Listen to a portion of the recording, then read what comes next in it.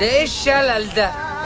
بالك يا زميلي لما كنت شغال زمان على توك توك قابلني راجل صيدلي قال لي علق اسم الزغزخانه بتاعتي عندك على التوك توك. قلت فرجت يا زميلي اقفش منه حقاتي برشام. رجع قال لي ماليش فيه، مع انه هو لو كان تواني يا الماني كنت صيادته، كنت خليته اخر منجاها. كان كل تكاتك مصر هتركن قدامه والركاب ينزلوا يسفوا كل البرشام.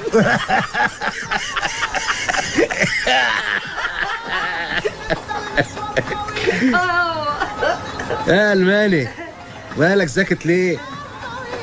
والله الواحد مالوش نفس اصلا. تلاقيه بيحب البنت صباح. صباح يا تبطل عبط يا يحب حبيبه يا عم، تروح كلمها.